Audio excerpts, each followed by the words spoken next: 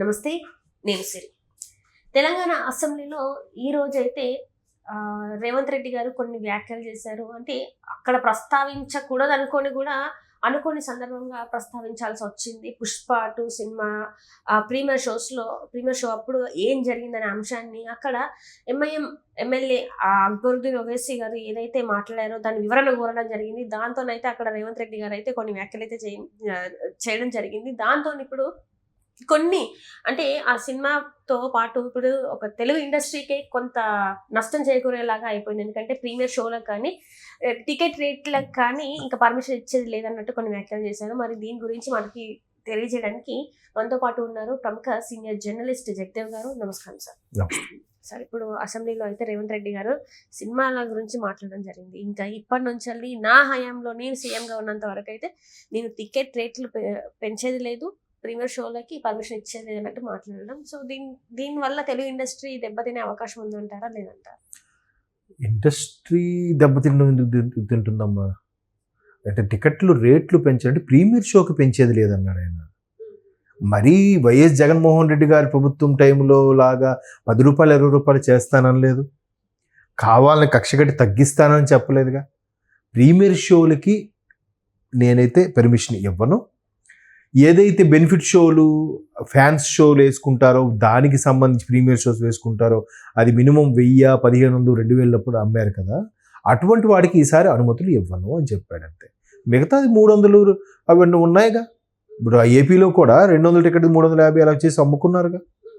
అంతేగాని దానికి కాకపోతే బన్నీని టార్గెట్ చేశారు, బన్నీకి ఏం తప్పు ఉంది, బన్నీ సమస్య లేదు అని చెప్పి చాలామంది హీరోలు అగ్రెసివ్గా మాట్లాడారు. ఫస్ట్ హీరో నాని ఒక ఎక్స్లో పోస్ట్ పెట్టారు, దీనికి ఎవరు బాధ్యులు చేస్తారు, దీనికి బన్నీకి ఏం సంబంధం అనే అర్థం వచ్చేలాగా ఆయన పెట్టాడు. సరే, అటు ఇవన్నీ చూస్తే ఎడితిరిగి ప్రభుత్వానికే కదా మచ్చ.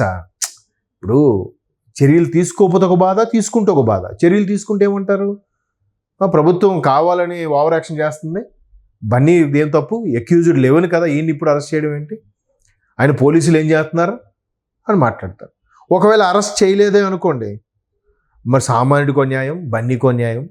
సూపర్ స్టార్ అయితే ఒక లెక్క, సామాన్యుడికి అయితే ఒక లెక్క. మళ్ళీ ఈనూరే నరం లేని నాలుగు ఎటైనా తిరుగుతుంది. సో ఇలా మాట్లాడుతున్నారు. ఆల్రెడీ ఆయన ఈ బన్నీ అరెస్ట్ విషయం అప్పుడు ఢిల్లీలో ఉన్నప్పుడు అక్కడ ఒక నేషనల్ మీడియా వాళ్ళు కూడా అడిగిన ప్రశ్నకి ఆయన ఏం చెప్పాడు, చట్టం తన పని తాను చేసుకుపోతుంది, ఏవేవి జరిగిందో అవన్నీ చూస్తున్నారు. ఇదిలా ఉంటే ఆయన అరెస్ట్ తర్వాతే నార్త్లో మరి కాస్త కలెక్షన్స్ పెరిగాయంట. దీన్ని ఆధారంగా చేసుకొని ఒక సర్వే పార్టీ ఏదో ప్రశ్నం.ఏ అని ఏదో ఒక సర్వే కంపెనీ ఉంది, ఆ సర్వే చేసింది. అల్లు అర్జున్ అనే వ్యక్తిని అరెస్ట్ చేయడం తప్ప ఒప్ప, తప్పన్న వాళ్ళు ఎంతమంది, ఒప్పన్న వాళ్ళు ఎంతమంది అన్నట్టుగా సర్వే చేస్తే 50-50 ఛాన్సెస్ వచ్చాయి చాలా వరకు. అంటే ఒక 32% తప్పులేదని, ఒక 33% తప్పే అని. అంటే ఓవరాల్గా ఒక 70%, మిగతా 30% ఇది ఒక పెద్ద సర్వేనా, మాకు దీనికి సంబంధం లేదా, దీని గురించి అసలు మాట్లాడగలను అని సార్ అంటే ప్రజలు అంత పట్టించుకుని దీంట్లో లేరు. సో దీన్ని ఎలా చూడాలి మరి? ఒక వెర్షన్లో సగం మంది అభిప్రాయం ఆ పర్మిషన్ లేకపోయినా, అక్కడికి వెళ్ళకపోయింటే బాగుండేదని కొంతమంది, వెళ్ళినా కామ్గా చూసొచ్చేస్తుంటే బాగుండు అనేవాళ్ళు కొంతమంది, అసలు పోలీసులు పర్మిషన్ లేదు ఎందుకు వెళ్ళాడు ఈయన కొంతమంది, అసలు కింద థియేటర్ యాజమాన్యం చెప్పిందా, లేదంటే బన్నీ గారి టీం ఏదైతే ఉందో మేనేజర్ వాళ్ళు బన్నీ గారికి చెప్పలేదా, ఓపెన్ రూఫ్ టాప్ సంబంధించి లేచి ఎందుకు అభివాదం చేయాలి, ర్యాలీగా ఎందుకు వెళ్ళాలి, ఎంతమంది వస్తారని తెలియదా? ఆల్రెడీ పట్నాలో జరిగిన ఇష్యూ చూస్తే చాలా క్రౌడీ అనిపించింది. చెన్నైలో చూసాం, కొచ్చిలో చూసాం. అంతకుముందు ఒక 3 ఏళ్ల కిందట అలవైకుంఠపురం సినిమాకి సంబంధించి ఇదే యూసఫ్గూడలో సభ జరిగినప్పుడు కూడా బయట కొంతమంది ఫ్యాన్స్ తొక్కిసలాడడం జరిగింది. అప్పుడు బన్నీ గారు సభాముఖంగా సారీ చెప్పారు.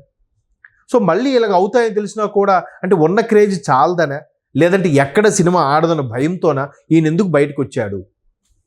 ఆల్రెడీ ప్రీ రిలీజ్ ఈవెంట్ చేశారు 4 చోట్ల, 5 కొచ్చి, చెన్నై, ముంబై, హైదరాబాదు, పట్నా చేసినా కూడా ఇంకా ఎందుకు వచ్చారు అనే ధోరణిలో వాళ్ళు మాట్లాడుతున్నారు.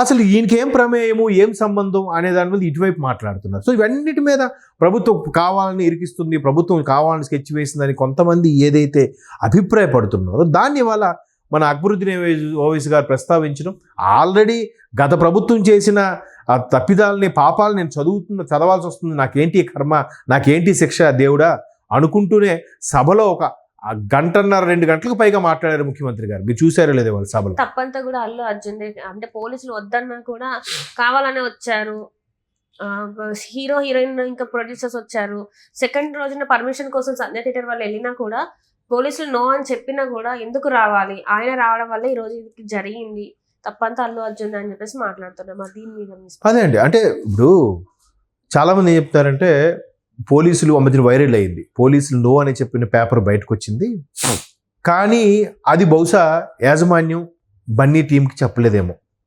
ఒకవేళ బన్నీ టీంకి చెప్పినా బన్నీ టీం బన్నీకి చేరవేయలేదేమో. ఒకవేళ బన్నీ టీం బన్నీకి చెప్పినా సరే ఏముందిలే జస్ట్ చూసి వచ్చేద్దాం, క్రౌడ్ ఎలాగా ఉంటుంది కదా, అందరూ ఉంటారు కదా క్యాజువల్గా, వాళ్ళ కోసం ఇంత కష్టపడ్డాను, వాళ్ళ కోసం ఇంత ఫైట్స్ చేశాను, వాళ్ళ కోసం ఇంత ఫీట్స్ చేశాను, వాళ్ళ కోసం 2.5-3 సంవత్సరాలుగా తాపత్రయపడుతున్నాను, ఒకసారి నా ఫ్యాన్స్ కోసం నేను చేస్తే తప్పేముంది అనుకున్న ఆయన రాచుండొచ్చు. సో వీళ్ళు మరలా ఏదైతే బెయిల్ మీద బయటకు వచ్చారో థియేటర్ యాజమాన్యం నుంచి మరలా ఉచ్చు బిగించేలా చేస్తున్నారన్నట్టు కూడా కొన్ని వార్తలు వస్తున్నాయి. ఎవరు తప్పు అంటే ఏం చెప్తాం? యాజమాన్యం పోలీసులకు అప్రోచ్ అయింది, కమిషనర్ నో అన్నారు, ఆ లెటర్ కూడా సోషల్ మీడియాలో వైరల్ అయింది. మేబీ అది ఆ లెటరో కాదో మనకు తెలియదు. సరే చెప్పారు అనుకుందాం, మరి యాజమాన్యం ఏం చేస్తుంది? రేపు పొద్దున ఇప్పుడు థియేటర్ ఏదైనా జరిగి థియేటర్ సీజ్ చేస్తే ఎవరికి నష్టం? బన్నీకి నష్టమా?